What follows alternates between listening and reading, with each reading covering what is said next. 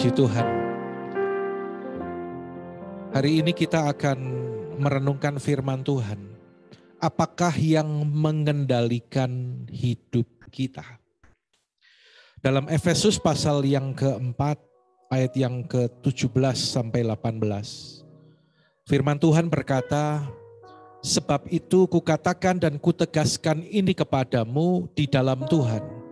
Jangan hidup lagi sama seperti orang-orang yang tidak mengenal Allah, dengan pikirannya yang sia-sia dan pengertiannya yang gelap, jauh dari hidup persekutuan dengan Allah, karena kebodohan yang ada dalam mereka dan karena kedegilan hati mereka.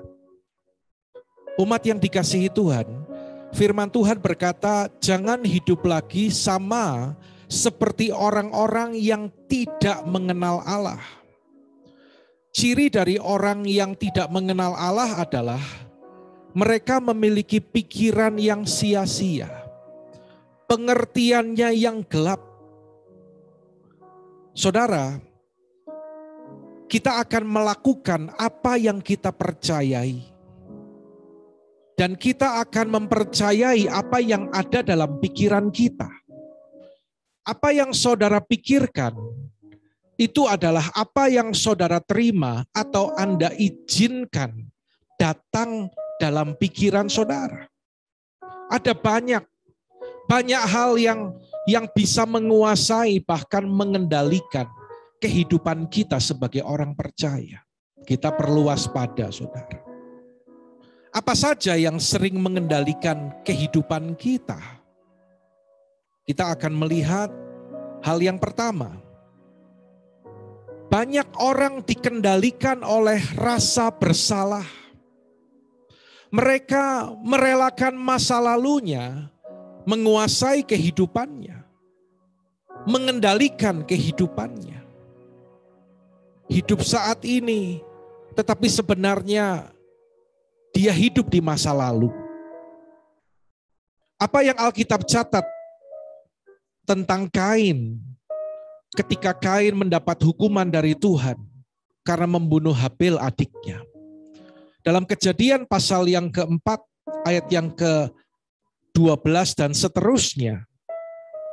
Kata Kain kepada Tuhan, hukumanku ini lebih besar daripada yang dapat kutanggung. Engkau menghalau aku sekarang dari tanah ini dan aku akan tersembunyi dari hadapanmu. Seorang pelarian dan pengembara di bumi, maka barang siapa yang akan bertemu dengan aku tentulah akan membunuh aku. Saudara, kita perhatikan apa yang diungkapkan oleh Kain. Engkau menghalau aku tersembunyi di hadapanmu. Bukankah ini adalah ungkapan rasa bersalah? Tanpa sadar, mungkin kita pun juga pernah berkata-kata seperti itu. Aku ini memang berdosa. Aku ini memang salah.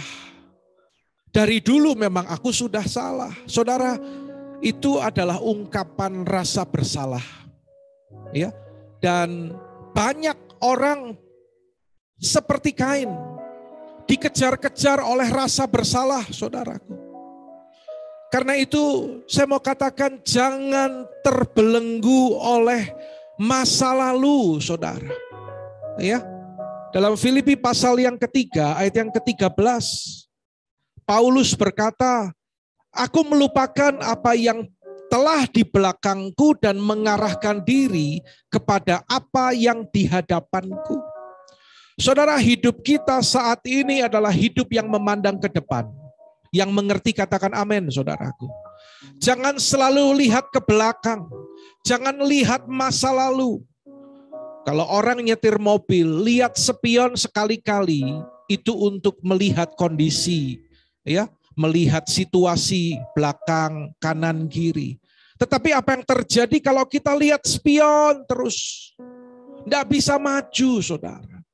Kemungkinannya adalah nabrak. Dan yang kedua, mobil itu berhenti, nggak bisa jalan. Saudara, masa lalu kita adalah masa lalu. Ya, masa lalu itu bukan saat ini. Masa lalu itu bukan masa depan kita. Jangan merasa kalau masa lalumu kelam, hidupmu saat ini juga kelam. Masa depanmu juga hancur. Berapa banyak orang masa lalu dia melakukan kesalahan. Dan dia masih merasa saat ini dia pun adalah orang yang bersalah. Dan sepanjang hidupnya dia menganggap dirinya adalah orang yang bersalah di hadapan Tuhan. Penyebab rasa bersalah adalah, perhatikan ini baik-baik saudara, dosa yang tidak diakui. Sekali lagi, penyebab rasa bersalah adalah dosa yang tidak diakui.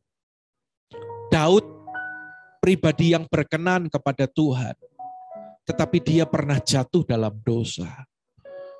Dan dalam kehidupan Daud, dia berkata, berbahagialah orang yang diampuni pelanggarannya, yang dosanya ditutupi. Berbahagialah manusia yang kesalahannya tidak diperhitungkan Tuhan.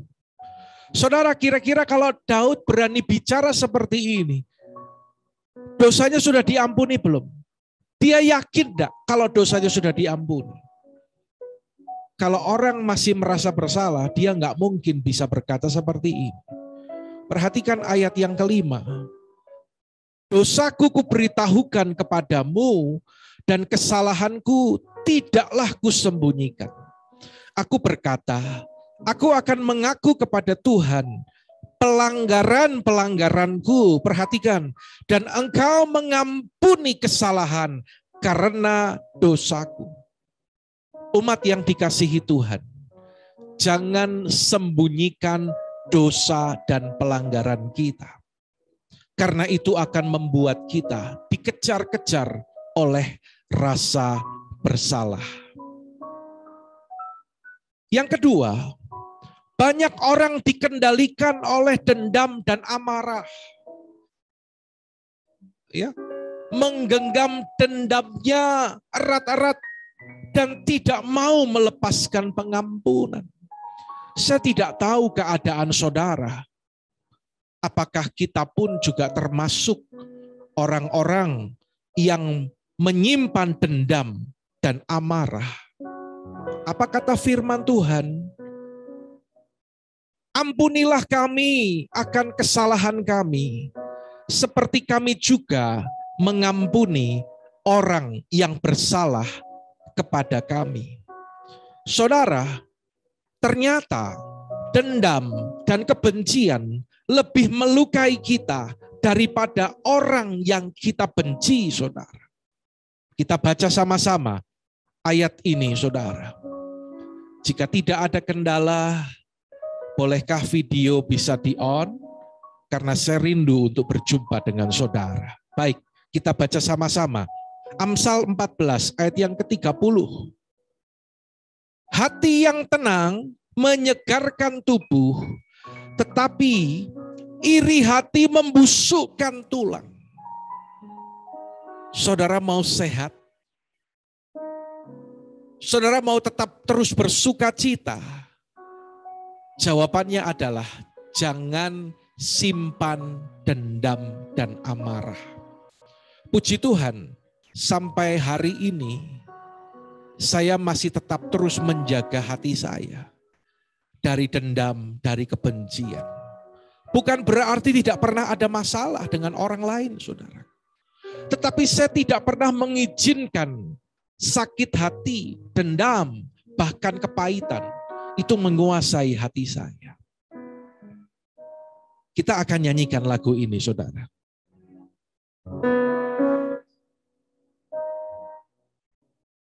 Ketika hatiku telah disakiti, ajarku memberi, hati mengampuni. Ketika hidupku telah dihakimi, ajarku memberi, hati mengasihi.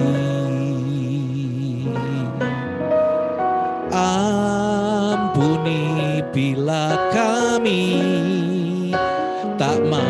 mengampuni yang bersalah kepada kami, seperti hati Bapa mengampuni, mengasihi, tiada pamrih.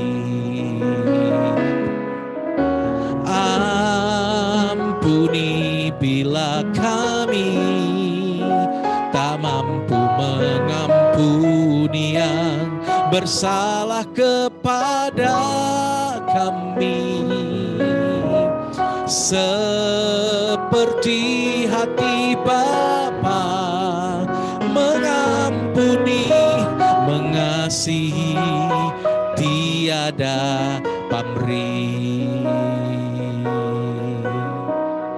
Mari jemaat Tuhan, kita lepaskan pengampunan.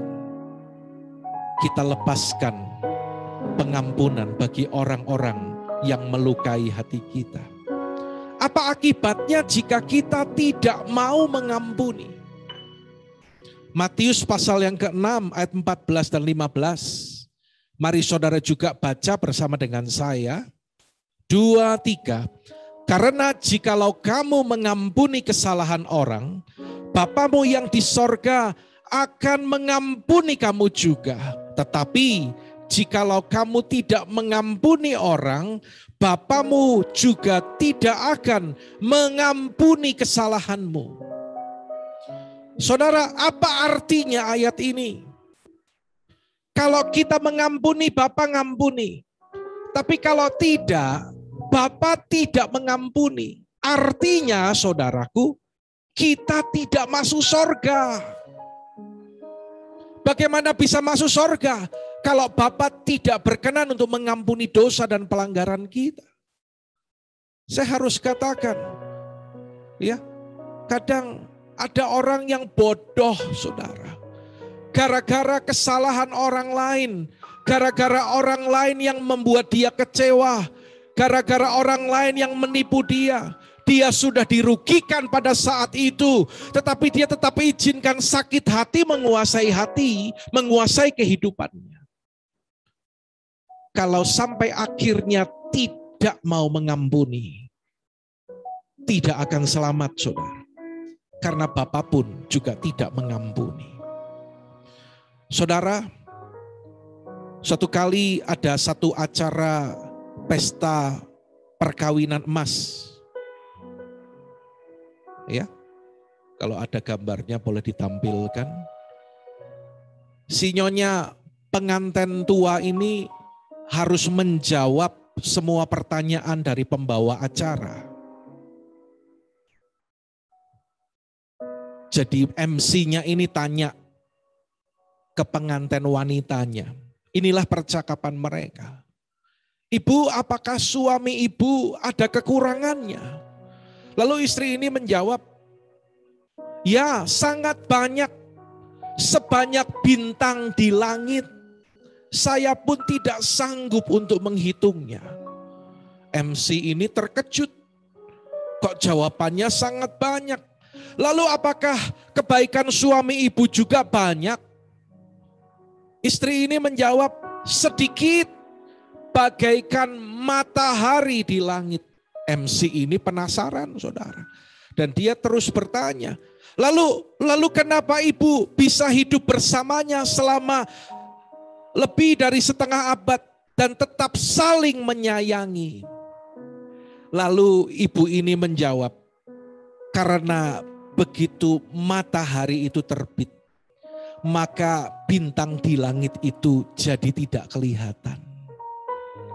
Luar biasa.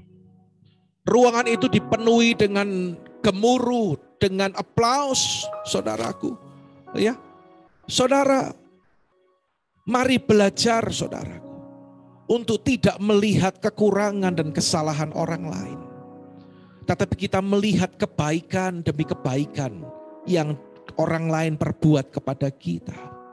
Kebencian bisa menimbulkan pertengkaran, tetapi rasa kasih sayang bisa menutupi semua kekurangan. Saudara, hal penting Ya. Orang percaya yang telah diampuni dosanya pasti bisa mengampuni. Yang setuju katakan amin, saudaraku. Sekali lagi katakan sama-sama saya. Ya. 2, 3. Orang percaya yang telah diampuni dosanya pasti bisa mengampuni. Ya. Sama seperti Tuhan telah mengampuni kamu, kamu perbuatlah juga demikian. Kita telah menerima pengampunan, kita telah menerima kasih dari Tuhan. Ada kasih Allah, yaitu pribadi Allah sendiri dalam hati kita, dalam hidup kita. Maka kita pasti bisa mengasihi dan mengampuni orang lain. Puji Tuhan. Berikutnya, banyak orang dikendalikan oleh ketakutan. Ini bahaya, saudara. Ya, menguasai, mengendalikan kehidupan kita. Kalau kita izinkan ketakutan itu tetap ada dalam hidup kita. Ketakutan bukanlah roh yang berasal dari Allah. Firman Tuhan katakan Tuhan itu tidak pernah memberikan kepada kita roh ketakutan, melainkan roh yang membangkitkan kekuatan, kasih dan ketertiban. Pertanyaannya adalah, lalu mengapa manusia dikuasai oleh ketakutan? Saudara, saya pernah sampaikan bahwa ketakutan itu mulai ada, mulai terbentuk dalam kehidupan manusia ketika manusia mulai jatuh dalam dosa. Disitulah ketakutan itu muncul, saudaraku.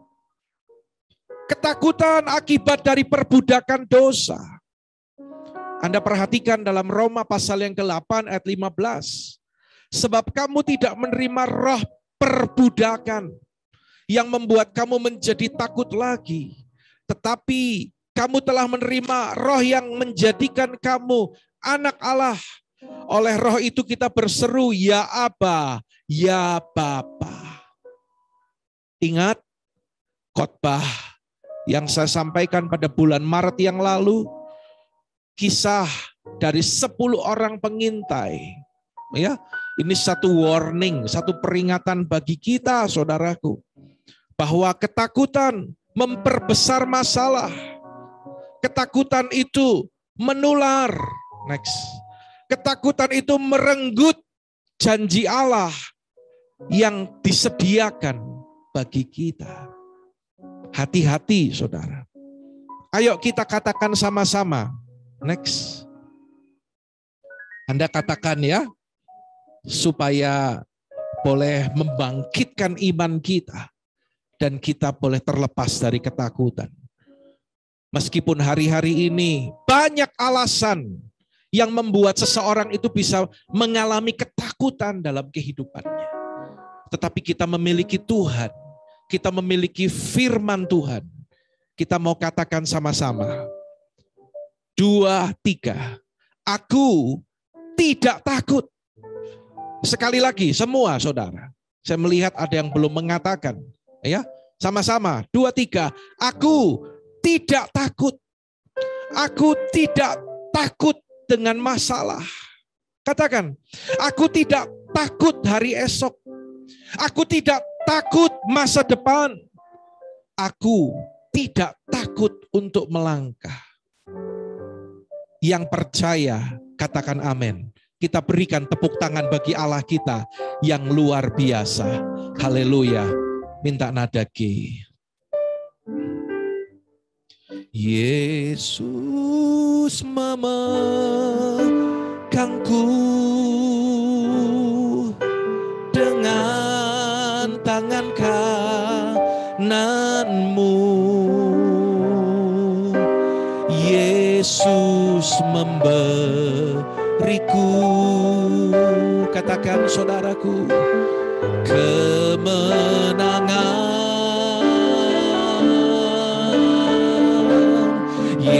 Yesus memegangku dengan tangan kananmu. Yesus memberiku kekuatan.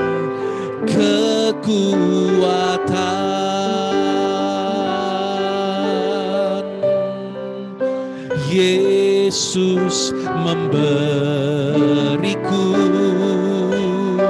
kekuatan. Mari angkat tangan kita, katakan sekali lagi. Yesus memberiku kemenangan.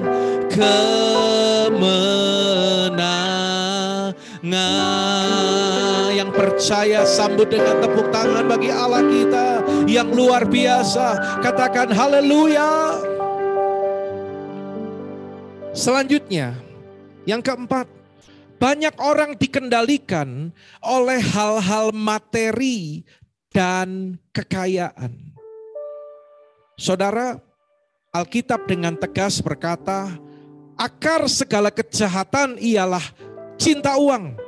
Sebab oleh memburu uanglah beberapa orang telah menyimpang dari iman dan menyiksa dirinya dengan berbagai-bagai duka. Hati-hati saudara. Kita tidak ada yang kebal dengan hal ini kalau kita tidak menjaga diri kita masing-masing. Karena ada paradigma yang salah. Ya. Orang berpikir demikian, semakin kaya dan semakin banyak hal-hal materi yang dimiliki akan membuat hidup itu lebih bahagia. Akan membuat hidup itu merasa lebih penting dan lebih nyaman. Saudara, Amsal mengingatkan, jangan bersusah payah untuk menjadi kaya. Tinggalkanlah niatmu itu. Ya, loh Pak, berarti aku nggak boleh ya Pak punya uang, punya tabungan yang banyak? Boleh, ya. Jadi kaya boleh enggak Pak? Boleh. Tetapi jangan ingin kaya. Jangan cinta uang. Jangan mengejar kekayaan seperti orang-orang dunia. Karena fokus kita adalah kepada Tuhan dan kepada firman-Nya. Saudara, banyak orang Kristen itu motivasinya salah ketika mengikut Tuhan. Saya tidak mengatakan saudara demikian. Tetapi pagi ini mari kita sama-sama mengintrospeksi diri kita, saudaraku. Ya, ada orang percaya ketika dia datang ke gereja, ketika dia melayani, motivasinya keliru, motivasinya tidak benar, saudaraku. Dia datang, dia mengikut Tuhan, dia beribadah, bahkan dia melayani Tuhan. Ada yang hanya berpikir untuk mendapatkan keuntungan bagi dirinya sendiri. Tanpa sadar, konsep yang salah seperti ini mulai menyamakan gereja dengan Gunung Kawi, saudara. Cuman beda simbolnya aja. Kalau di gereja simbolnya salib, tetapi kalau Gunung Kawi simbolnya pohon, saudara. Tetapi motivasinya sama. Orang yang demikian hubungannya dengan Tuhan itu hubungan untung rugi. Hubungan perdagangan. Ya, kalau untung ya saya datang. Kalau untung ya saya komitmen. Kalau untung ya saya akan memberi dan memberi dan memberi lebih banyak lagi. Tetapi kalau rugi nanti dulu Pak. Hanya berpikir untung rugi, saudara. Ingat apa yang Yesus katakan dalam Matius 6 ayat 33. Kita semua tahu ayat ini. Tetapi carilah dahulu kerajaan Allah dan kebenarannya, maka semuanya ini akan ditambahkan kepadamu.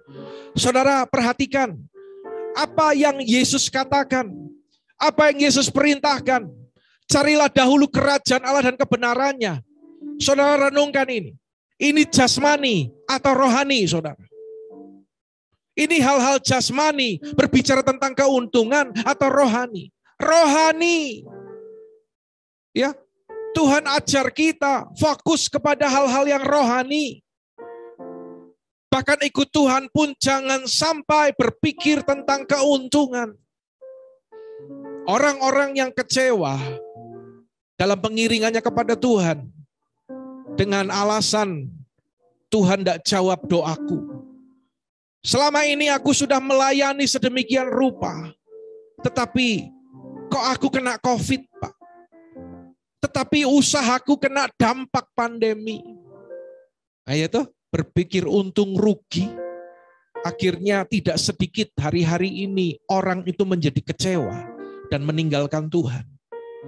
Saudara, carilah dahulu kerajaan Allah dan kebenarannya. Sekali lagi, carilah dahulu kerajaan Allah dan kebenarannya. Yesus katakan, carilah dahulu kerajaan Allah dan kebenarannya. Maka semuanya itu akan ditambahkan dalam kehidupanmu. Ketika hidup saudara dan saya terfokus kepada hal-hal yang rohani, maka saudaraku, yang jasmani akan mengikuti. Katakan amin. Kalau kita terfokus kepada keuntungan rohani, maka keuntungan jasmani dan yang lain-lain, hal materi dan kekayaan akan mengikuti. Percayalah itu, saudara. Tuhan akan uji kehidupan kita. Tuhan akan murnikan kehidupan kita.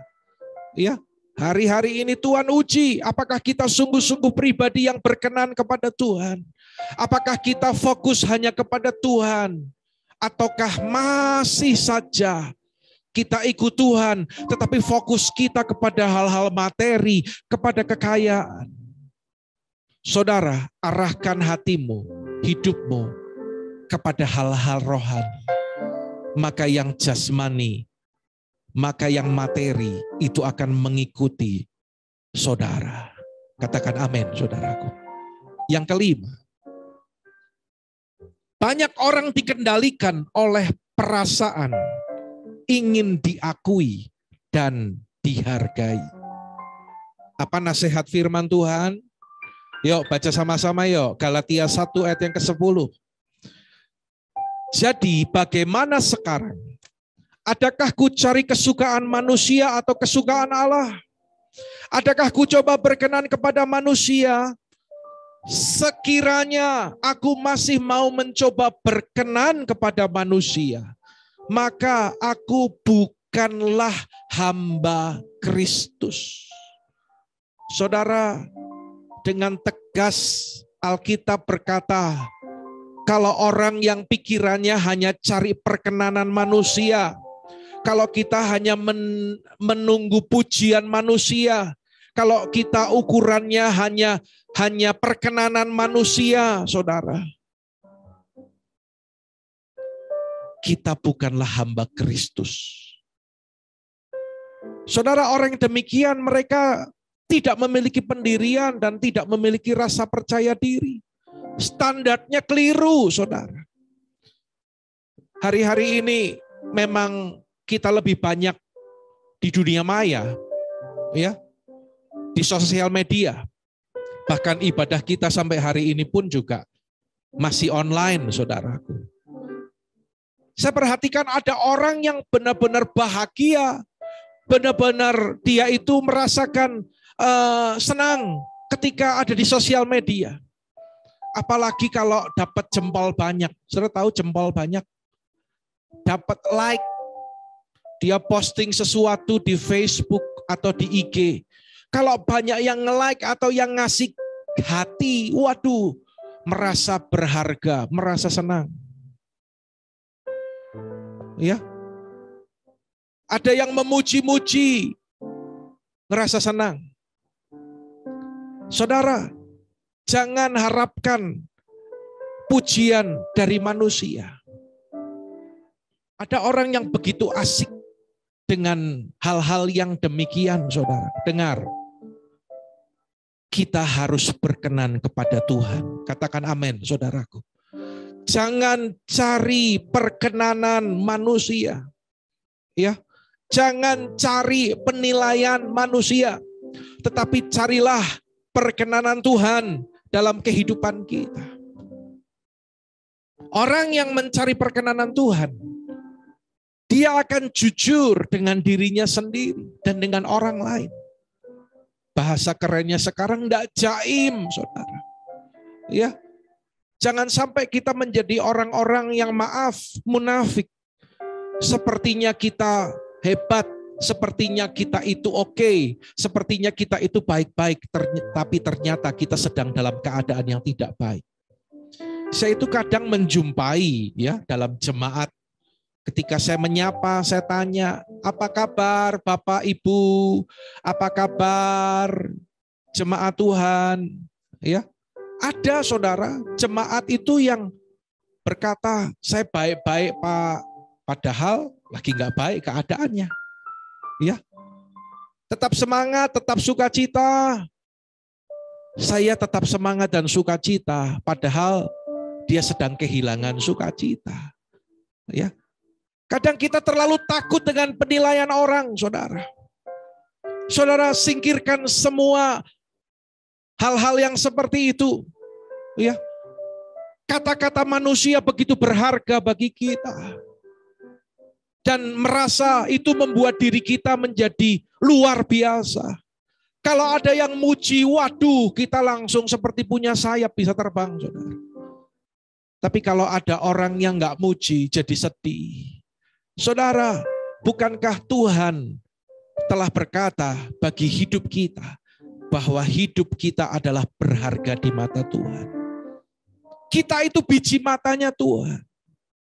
Ya, hidup kita ini menjadi kesenangan, menjadi kesukaannya Allah. Terlebih ketika kita menjadi pribadi yang berkenan kepada Tuhan. Saya tidak pernah lupa apa yang Tuhan katakan tentang Daud. Hambaku Daud bin Isai, orang yang berkenan di hatiku, karena melakukan kehendakku pada zamannya. Saudara, mau cari perkenanan Tuhan atau manusia? Jawabannya adalah, carilah perkenanan Tuhan dalam kehidupan kita.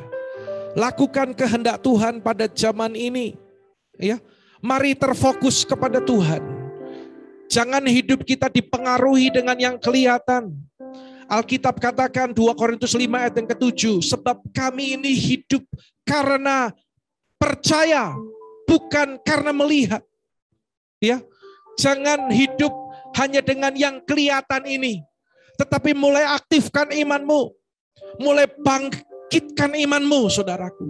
Hidup oleh iman, supaya kita pun boleh mengalami kemenangan demi kemenangan dalam kehidupan kita. Sekiranya aku masih mau mencoba berkenan kepada manusia, maka aku bukanlah hamba Kristus. Saya berdoa supaya kita semua menjadi hamba Kristus yang sejati, karena kita selalu mencari perkenanannya.